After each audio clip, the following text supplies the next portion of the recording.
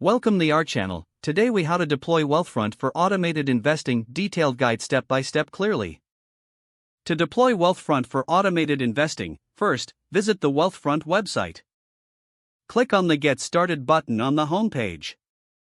Create an account by providing the required information, such as your email address and password. Confirm your email by checking your inbox and clicking the verification link sent by Wealthfront. Once your email is verified, log into your account. Complete the onboarding questionnaire to help Wealthfront understand your financial goals and risk tolerance. Provide details about your current financial situation, including income, expenses, and investments. Select your investment goals, such as retirement, purchasing a home, or saving for education. Review your risk profile based on the answers you provided in the questionnaire. Wealthfront will suggest a tailored portfolio based on your risk tolerance and investment goals. Review the recommended portfolio's asset allocation. If you're satisfied with the portfolio, proceed to fund your account. Link your bank account by providing the necessary banking information. Choose the amount of money you wish to invest initially. Confirm your funding choice and review the transaction details. Once the funds are transferred, Wealthfront will begin managing your investments automatically.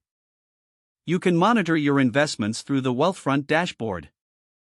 Adjust your goals and risk tolerance anytime as your financial situation changes. Take advantage of Wealthfront's tax loss harvesting feature to optimize your portfolio. Review your investment performance periodically through the platform. Utilize the financial planning tools available to maximize your investment strategy. That's how you deploy Wealthfront for automated investing. If the page does not load, refresh the browser or try again in a private or incognito window. Make sure you are using the correct email address, then retype it carefully to avoid small typos. If your password is not accepted, use the reset option and create a new strong password you can remember. Check your spam folder for verification or security emails, then complete any requested confirmation steps. Enable two-factor authentication if available to improve account security and reduce unauthorized access risk. After signing in, review your profile details so your contact information and settings are accurate and current. Don't forget to like this video and subscribe to our channel for more step-by-step tech guides.